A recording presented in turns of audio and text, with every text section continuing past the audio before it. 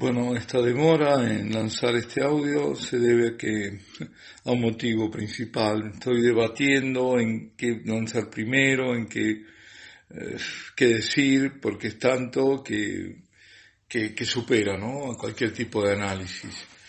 Tanto a la gravedad, a eso me refiero, ¿no? A eso, no solo a los temas. El tema prácticamente es uno con distintas variantes, pero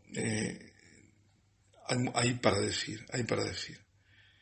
Y hay cosas nuevas, como una valiente declaración en forma de carta abierta del obispo Schneider, que vamos a comentar, pero no ahora. Entonces al final he decidido ir con aquello que había comentado, creo que había cerrado el último audio diciendo que iba a hablar sobre las cosas que le habían disgustado a un misionero, el padre Martín Lasarte, un misionero uruguayo, que participó por empezar de este mismo sínodo, así que está hablando desde adentro y es misionero, es decir que habla también con conocimiento de causa, con la autoridad que le da su experiencia como misionero.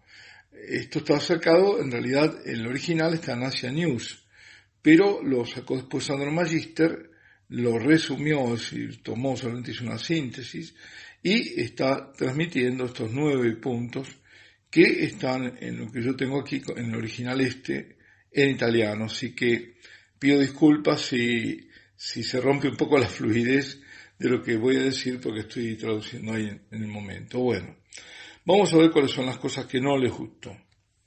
La primera dice las excesivas energías que se dedicaron a problemas dentro de la iglesia. Es decir, que hacían a la iglesia nada más. En particular, ese de los viri probati, de lo cual ya hablamos bastante, creo.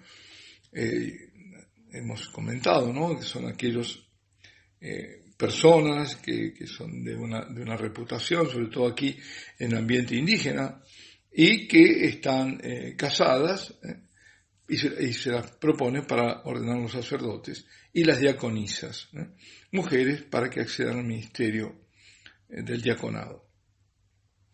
Dice el tema sobre el cual no había pleno consenso, y eso consumió muchas fuerzas, sustrayendo calidad a todos los otros aspectos sobre los cuales sí había consenso.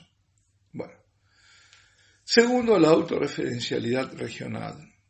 Sinodalidad con aquellos que la piensan como yo. Autonomía y pluralismo con quien la piensa diversamente, como en el caso de las iglesias hermanas de Asia, de Europa y de África. Pienso que el tema de la sinodalidad con la Iglesia Universal habría debido estar más presente por lo que respecta a los ministerios ordenados. Entonces, ¿qué está diciendo con esto? Bueno, lo de siempre, sinodalidad, ¿a qué se hace referencia cuando se habla de sinodalidad? Hay que debatirlo, tienen que estar todos de acuerdo, y cuando estamos de acuerdo, entonces lo llevamos adelante, lo debatimos. Bueno, el sínodo está para eso, claro. El sínodo es consultivo, se debate, las distintas ponencias, y después hay alguien que es el que va adelante, manda adelante, ¿no? Es decir, nunca son vinculantes, nunca son obligatorios los sínodos. Salvo ahora el que quieren hacer en Alemania, que se va a tardar, va a comenzar creo en noviembre, va a tardar como 2 años, creo. Bueno, es harina de otro costal. Pero el sínodo no es eso. Ellos le llaman proceso sinodal, por otra parte, los alemanes. El sínodo es eso, es consultivo, no obliga, pero aquí hay que abrir muy bien los ojos, dadas las circunstancias. Entonces, lo primero es que si alguien está diciendo, el Papa dice que hay que privilegiar la sinodalidad, está diciendo, en el fondo, que él va a seguir los lineamientos que le dé el sínodo, salvo que no esté de acuerdo y que no se hagan las cosas como él haya pensado, yo digo. Pero aquí hay algo, abrir los ojos, porque este sínodo de la Amazonía es un sínodo que ya en su instrumento laborio estaba manifestando qué era lo que se quería, y al final salió. ¿Pero y por qué salió? Porque los miembros que fueron, la mayoría de los miembros que asistieron y que los especiales invitados por el Papa, tenían la misma ideología, para decirlo de la forma más correcta, porque se trata de ideología, ¿no? Entonces, si todos tienen, la mayoría más o menos tiene una ideología, entonces, claro, vamos a hablar de sinodalidad porque nos conviene. Es decir, aquí lo que se haga, la mayoría, todos la pensamos igual, todos los que, esa mayoría en el fondo, no todos, porque si no hubiera sido un escándalo mayor, si todos absolutamente fueran de una sola línea. No lo eran, claro, pero la gran mayoría lo era. Entonces, en ese caso, hay que hacer lo que dicen todos. Y en otros casos, no, bueno, dejemos ahí que la libertad de cada uno. ¿Por qué? Porque, bueno, si en otros casos yo estoy en minoría, entonces ahí no puedo hablar de mayorías. Ahí tengo que hablar de que hay que respetar la libertad y que escuchar a todos. Es la trampita que hay en todo esto. Bueno, eso es lo que está diciendo, o yo me atrevo a interpretar, a hacer esa exégesis de lo que dice el padre de Lasarte con esto, ¿no? Y sobre todo también dice, en caso que atañe a la Iglesia Universal, como es el caso de liquidar el celibato, porque no nos engañemos, no se trata de la ordenación de hombres casados, se trata de que a través de eso se liquidó el celibato. No se trata, y ahí sí, las diaconisas, se trata directamente de hacer algo que no está en la Iglesia para nada, que nunca fue. Están los que arguyen que sí, hubo el comienzo, pero no hay pruebas, no tienen pruebas, no fue así. Y ya sobre ese tema también vamos a volver. Bueno, no quiero extenderme. Dice luego, faltó, como tercera cosa que no le gustó, un sentido más profundo de autocrítica eclesial. Me refiero a la poca incidencia pastoral, o escasa, de estos últimos 50 años en las diversas realidades eclesiales amazónicas. ¿Cuáles son las causas, se pregunta, de su pobreza pastoral y de su infertilidad? Es decir, ¿por qué no evangelizaron? ¿Por qué no hay más cristianos? Al contrario, cada vez hay menos católicos, ¿no? Cristianos no, porque hay muchos protestantes, aunque también hay de sectas. Y dice el padre Lasarte, yo creo que no han sido suficientemente tocados los temas de la ideologización social del ministerio pastoral y de la falta de un testimonio creíble, coherente y resplandeciente de santidad de los ministros. Y dice, entre paréntesis, los fenómenos de tantos abandonos de la vida religiosa y la vida sacerdotal o de vidas ambiguas. Bueno, aquí está tocando un punto clave que nosotros a lo largo también de los audios, que creo que lo he comentado, ¿no? Lo hemos compartido. Y es el tema de la ideologización, de meter la ideología, es decir, no a Cristo, sino reemplazar a Cristo por la ideología. Y entonces eso no convence a nadie, eso no atrae a nadie. Y más aún, incluso en esa ideología está en sí misma inserta el no evangelizar, el no hacer prosélitos porque dicen que es una estupidez, en jactarse de no haber un obispo de esa zona, en todo su tiempo ahí, dice 50 años, no haber bautizado a un indio, ni nunca lo va a hacer. Entonces, ahí está el problema. Ahí está el problema, la causa de esa pobreza pastoral, la causa de esa disminución de católicos. Y la falta, como dice él, también de un testimonio, de dar testimonios creíbles, de santidad, de vida de santidad, ¿no? De vida ambigua y de fe. La santidad está vinculada íntimamente a la fe, ¿no? Obviamente. A todo, a la fe, la esperanza, la caridad, ¿no? Pues eso es lo que faltó. Es lo que faltó. Y por eso también el abandono a la vida sacerdotal, la vida religiosa. Cuarto, dice, remiendos nuevos a un vestido viejo. Yo creo que los problemas más profundos de la evangelización no fueron focalizados. ¿Cuáles son, se pregunta, los nuevos caminos propuestos por el sínodo? ¿Solo nuevas estructuras y ordenaciones de los viri probati?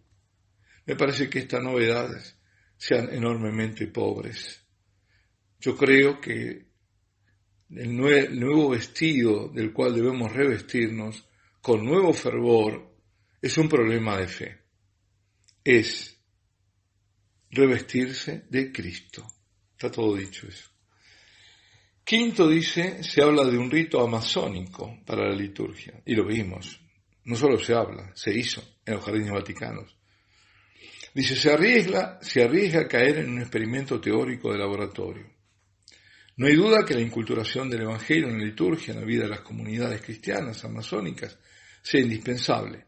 Pero esto debe ser hecho en la vida real y poco a poco, con una razonable adaptación y decantación de aquello que es verdaderamente auténtico en la cultura y que alcanza a transmitir verdaderamente el misterio cristiano con símbolos y expresiones originales, evitando una folclorización superficial y genérica. Ha sido bastante benévolo el padre Lasarte. Pero sí, una cosa es la inculturación, y para eso nos muestra también la Virgen, ¿no? Cuando aparece en la tilma, ya aparece como mestiza en la tierra nueva de evangelización en México. Pero ¿qué dice la Virgen? Que le construyan una capilla y que vayan a rezar. ¿A quién? Al Dios verdadero. Habla del Dios verdadero, la Madre de Dios, y no de la Pachamama. Sexto, clericalización de los laicos. Habría sido posible resolver el problema de eventuales ordenaciones de sacerdocio de hombres casados con las vías ordinarias ya posibles y practicables en la Iglesia. Pero lamentablemente el tema del sínodo fue la ordenación de los hombres casados, mientras los otros temas quedaron en la sombra. Séptimo, visión secularizada de los ministerios, en particular aquel de las mujeres como diaconisas ordenadas. Cuando este tema fue tocado, aparecieron motivaciones muy profanas, bajo la fuerte presión de la cultura dominante, es decir, de esta cultura de la dictadura del relativismo, ¿no? El feminismo y todas esas cosas. Y se me pareció que estaba bastante presente una lógica parlamentaria. Somos representantes de los pueblos amazónicos y tenemos que llevar adelante lo que hemos traído, estas propuestas. Eso es un poco. Es decir, como si la Iglesia fuera democrática. La Iglesia no es democrática, sino, no, la verdad no viene por votos ni por mayorías, ¿no es cierto? Está la jerarquía que impuso el Señor desde Pedro para abajo. Bueno. Y Pedro tiene que ser de Pedro, por otro lado, ¿no? No puede ser de otra cosa, no tiene autonomía para hacer lo que quiera, sino para hacer aquello que es vicario de Cristo. Está en lugar de Cristo y tiene que hacer lo que Cristo ordena hacer. Octavo, peligro de una iglesia transformada en ONG. Se reduce el misterio, se lo reduce la vida, la acción de la iglesia, a varias actividades de advocacy, de servicio social. Esta reducción me parece que está muy presente en la sensibilidad de diversos participantes del sínodo. Estuvo muy presente. Y es lógico, cuando se quita la fe del medio, cuando se quita a Cristo, cuando se quita el mandato de Cristo de ir a evangelizar, de ir a bautizar, entonces, ¿en qué queda reducida la iglesia? Una ONG. Creo que habíamos comentado el caso de aquel cacique que dijo, bueno, les agradecemos mucho todas las obras que hicieron, muy bien, los pozos, las obras de saneamiento, estamos muy agradecidos, pero ahora necesitamos a Dios y nos hemos hecho protestantes, ¿no? Es así el tema. porque les hablan de Cristo, mal o bien. 9. La atmósfera del sínodo fue bastante serena, fraterna, respetuosa, pero al final algunos presentaron las cosas en modo más bien de división. De una parte, para ellos, ¿no?, el club fariseo, que estaría ligado a la doctrina, espantado por lo nuevo, por lo tanto, cerrado al Espíritu Santo. Y de la otra parte, los buenos, ¿no?, aquellos que escuchan el sensus fidei, es decir, lo que ellos llaman sensus fidei, que es esa intuición del pueblo sobre la fe, sin miedo, abiertos a lo nuevo y por lo tanto dóciles al Espíritu Santo. Es decir, un lado lo cerrado, ¿no?, al Espíritu, del otro lado apertura, abrámonos al Espíritu Santo. Pero, agrega en tono irónico al final, hay que admirar a un Espíritu Santo que vino así tan bien preparado y tan bien organizado. A buen entendedor, pocas palabras. Bueno, aquí sí me detengo. Alabado sea Jesucristo, sea por siempre bendito y alabado, y firmes en la oración y firmes en la reparación.